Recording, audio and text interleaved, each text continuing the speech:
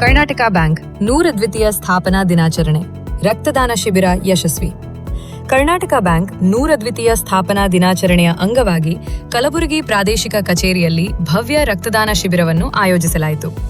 ಸಮಾಜದ ಹಿತದೃಷ್ಟಿ ಮತ್ತು ಮಾನವೀಯ ಸೇವೆಯ ಸಂಕಲ್ಪದೊಂದಿಗೆ ಈ ಕಾರ್ಯಕ್ರಮ ಯಶಸ್ವಿಯಾಗಿ ನೆರವೇರಿತು.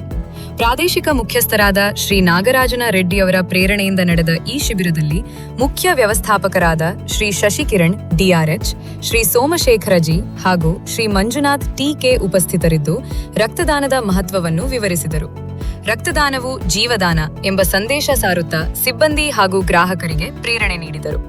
ಪ್ರಾದೇಶಿಕ ಕಚೇರಿ ಸಿಬ್ಬಂದಿ, ಕಲಬುರಗಿಯ 5 ಶಾಖೆಗಳ ಶಾಖಾ ವ್ಯವಸ್ಥಾಪಕರು, ಉದ್ಯೋಗಿಗಳು ಹಾಗೂ ಅನೇಕ ಗ್ರಾಹಕರು ಉತ್ಸಾಹಭರಿತವಾಗಿ ಭಾಗವಹಿಸಿ ಸ್ವಯಂ ಪ್ರೇರಿತವಾಗಿ ರಕ್ತದಾನ ಮಾಡಿದರು. ವೈದ್ಯಕೀಯ ತಂಡದ ಮೇಲ್ವಿಚಾರಣೆಯಲ್ಲಿ ಸುರಕ್ಷಿತವಾಗಿ ರಕ್ತ ಸಂಗ್ರಹಣೆ ನಡೆಯಿತು.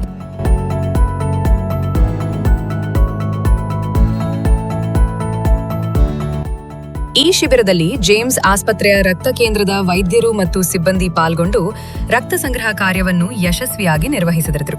ಸಮಾಜಮುಖಿ ಕಾರ್ಯಗಳಲ್ಲಿ ಸದಾ ಮುಂಚೂಣಿಯಲ್ಲಿರುವ ಬ್ಯಾಂಕ್ ತನ್ನ ಸಾಮಾಜಿಕ ಜವಾಬ್ದಾರಿತ್ವದ ಭಾಗವಾಗಿ ಇಂತಹ ಸೇವಾ ಕಾರ್ಯಕ್ರಮಗಳನ್ನು ನಿರಂತರವಾಗಿ ಹಮ್ಮಿಕೊಳ್ಳಲು ಬದ್ಧವಾಗಿದೆ ಎಂದು ಅಧಿಕಾರಿಗಳು ತಿಳಿಸಿದರು. ಕಲಬುರಗಿಯಿಂದ ರಾಜಕುಮಾರ್, ಜಿಲ್ಲಾ ವರದಿಗಾರರು.